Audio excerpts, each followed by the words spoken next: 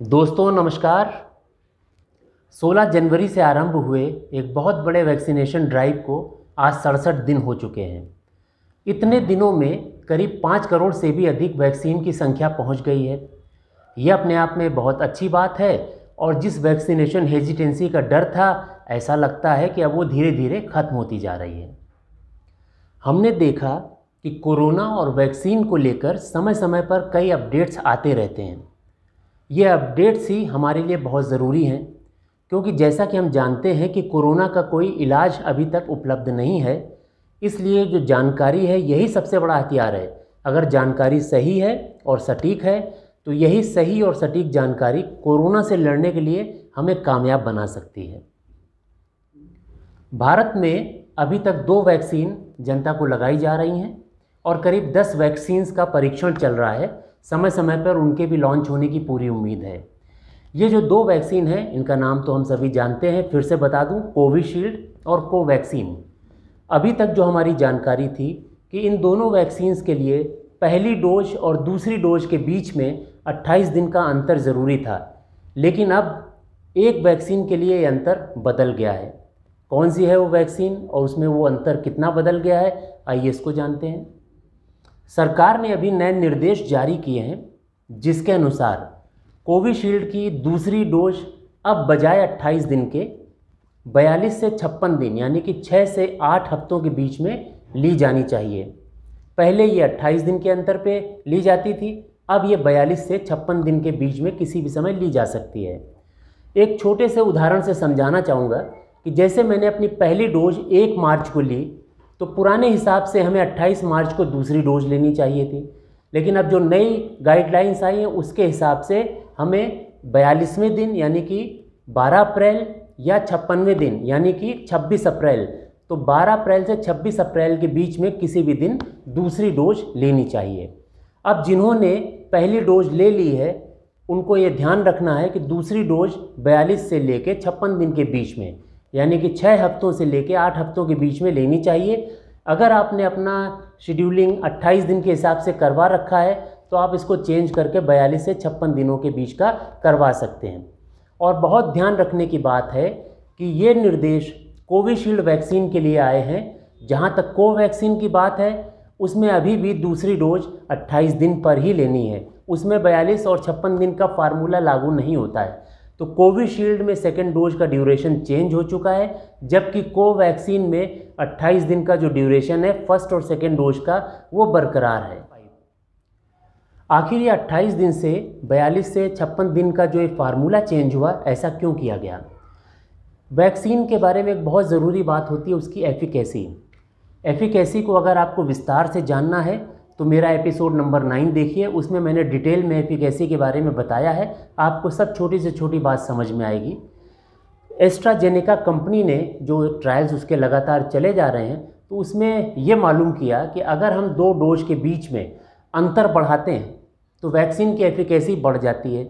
यानी कि 28 दिन के अंतर पे जो एफिकेसी मिल रही है उसके कंपैरिजन में 42 से 56 दिन वाली जो एफिकेसी है ये कहीं ज़्यादा होती है।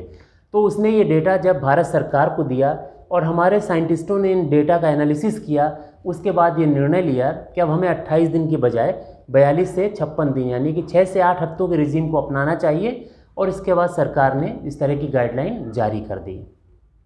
अब जब से सरकार का ये निर्णय आया है, बहुत सारे लोग जिन्होंने पहली डोज और दूसरी डोज यानी कि दोनों ले ली हैं 28 दिन के अंतर पे, उनके मन में एक चिंता व्याप्त हो गई है कि मैंने तो 28 दिन में ले ली, अब मेरा क्या होगा।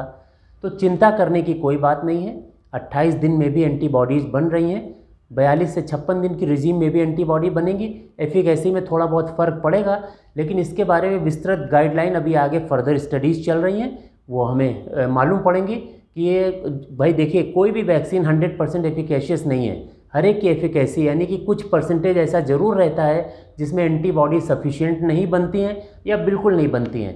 तो ये जो नए नए अपडेट्स आ रहे हैं, जैसा कि हम जानते हैं कि सारी जो वैक्सीन्स हैं इनका इमरजेंसी यूज ऑथराइजेशन है, यानी कि बहुत इमरजेंसी में यूज की जा रही हैं। इसलिए इनके बारे में नए नए अपडेट आते रहेंगे। उन अपडेट के हिसाब से हमारी रिजीम चेंज होती रहेंगी। तो इसमें बिल्कुल घबराने की बात नहीं है। ये वैक्सीन पहले भी कारगर थी, अभी भी कारगर है। जिनको भी आशंका है जिनको अपनी एंटीबॉडी के कम ज़्यादा होने की आशंका है, तो वो अपने डॉक्टर से सलाह लें। और कोरोना के अगेंस्ट जो एंटीबॉडीज़ बनती हैं, इसका भी लैब टेस्ट होता है, इसकी भी जांच होती है। तो डॉक्टर की सलाह पे अगर आप वो जांच कराएंगे तो आपको एक कन्फर्म भी हो जाएगा कि जो एंटीबॉडीज आपके शरीर में हैं भी या नहीं हैं, और अगर हैं तो उनका ऑप्टिमल लेवल है, यानी कि वो आपको बचाने में सहायक हैं। ये जानकारी आपको मिल सकती है।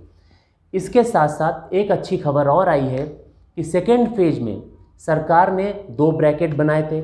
60 साल से ऊपर के सभी लोग, 45 से 60 साल के बीच के वो लोग जिन्हें कोई कोमॉर्बिडिटी हो, और कोमॉर्बिडिटी में 20 बीमारियों की एक लिस्ट भी बताई थी।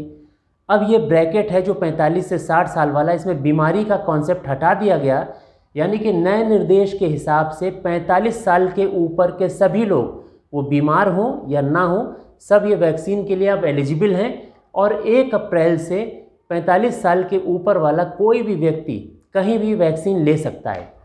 ज़रूरी बात यह है कि 45 साल कब पूरे होने चाहिए, वो डेट है, जो कट ऑफ डेट है 1 जनवरी 2022, यानी कि 1 जनवरी 2022 को वो सारे लोग जो 45 साल की अवस्था को पूरा कर लेते हैं, वो 1 अप्रैल से वैक्सीन को लेने के लिए एलिजिबल हैं। तो आप चेक कर लीजिए, अगर आप 45 साल या इससे ऊपर की उम्र के हैं तो तैयार रहिए, 1 अप्रैल से आपका भी नंबर आ सकता है। जैसा कि मैं हर वीडियो में बोलता हूँ, एक बार फिर से बोलूँगा कि वैक्सीन लेना बहुत ज़रूरी है। सोसाइटी में इम्यूनिटी 2 तरीक़ों से आती है, या तो बीमार होकर या वैक्सीन से।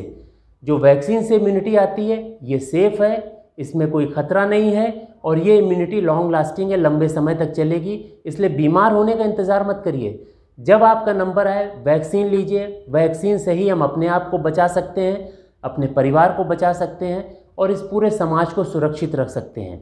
इससे आपके बीमार होने का खतरा काफ़ी हद तक कम हो जाता है, और ये सुरक्षित भी है, और ये आपको कोरोना से बचाने में आज की तारीख में सबसे ज़्यादा मददगार साबित हो रही है, क्योंकि कोरोना का कोई भी इलाज नहीं है। दोस्तों, अगर ये वीडियो आपको अच्छा लगे तो इसे लाइक करिए, शेयर करिए, और साथ साथ मेरे चैनल को भी सब्सक्राइब करिए, और इसमें जो बेल की यानी कि घंटी नुमा बटन है उसे भी दबाइए, ताकि मैं अपने वीडियो जब पोस्ट करूं तो इसकी सूचना आपको मिल जाए।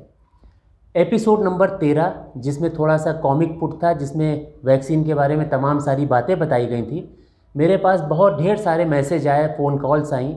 उसके अगले एपिसोड की लोगों को बहुत प्रतीक्षा है, तो उसका जो पार्ट 2 है वो अंडर कंस्ट्रक्शन है, वो बन रहा है। 1 या 2 दिन में उसको भी रिलीज़ कर दूँगा। आपने जो अपना प्यार और समर्थन मेरे वीडियोज़ को दिया, मेरे चैनल को दिया, उसके लिए आप सबका बहुत धन्यवाद। अगले एपिसोड में जो पार्ट 2 है, यानी कि एपिसोड नंबर 13 का जो सेकंड पार्ट है, उसके साथ आपके सामने फिर हाजिर होऊंगा। तब तक के लिए नमस्कार।